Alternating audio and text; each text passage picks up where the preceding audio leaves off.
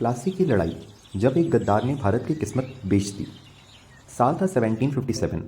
बंगाल की धरती पर हवाएं कुछ और ही कहानियां सुना रही थीं। ये वो वक्त था जब भारत समृद्ध था, सोने की चिड़िया था और ईस्ट इंडिया कंपनी बस एक व्यापारी संस्था थी। पर उन्हें चाहिए था सिर्फ व्यापार नहीं, बल्कि राज। बंगाल के नवाब सिराजुद्दौला, नौजवान, बहादुर और जोशीले शासक, उन्होंने अंग्रेजों को साफ चेतावनी दी, अगर तुमने मेरी ज़मीन पर बिना इजाज़त किला बनाया तो मैं उसे मिटा दूंगा। पर अंग्रेज मानने वाले कहाँ थे। उन्होंने किला बनाया, तोपें रखीं और हथियार जमा किए। सिराजुद्दौला ने पलटवार किया और कलकत्ता पर कब्जा कर लिया।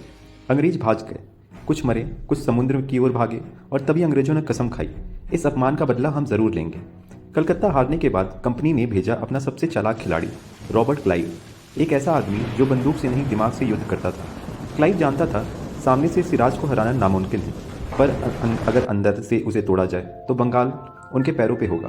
क्लाइव ने सिराज के ही सेनापति मीर जाफर से संपर्क किया, उसे लालच दिया, अगर तुम सिराज के खिलाफ हो जाओ तो बंगाल का नवाब तुम बनोगे। मीर जाफर लालच के अंधों में आ गया। उसने सिराज की पीठ पे खंजर भोंकने का वादा कर दिया और यहीं भारत की सबसे बड़ी गद्दारी की कहानी लिखी गई। 23 जून 1757, प्लासी का मैदान, नदी भागीरथी के किनारे। एक तरफ सिराज की सेना 50,000 सैनिक, 200 तोपें, दूसरी तरफ अंग्रेज सिर्फ 3,000 लोग। पर उनमें था धोखा, चालाक और तोपों की आग। सुबह से युद्ध शुरू हुआ। बंगाल की धरती तोपों की गूंजों से कांप उठी। सिराज ने आदेश दिया, गोलाबारी शुरू करो, पर अचानक बारिश आ गई और बंगाल की तोपों में बारूद भीग गया। अंग्रेजों ने मौके का फ़ायदा उठाया, उनकी तोपें चलने लगी, सिराज की सेना पिघलने लगी और फिर सिराज ने पीछे देखा तो मीर जाफर की टुकड़ी खामोश खड़ी थी। न उसने तोप चलाई, न तलवार उठाई। गद्दार ने चुपचाप अपने वादे को निभाया और सिराज को अकेले छोड़ दिया।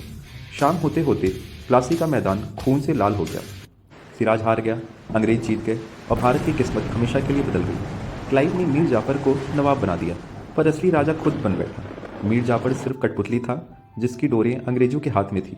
कुछ ही महीनों बाद सिराजुद्दौला को पकड़ लिया गया और उसी मीर जाफर के आदमी ने उसे बेरहमी से मार डाला।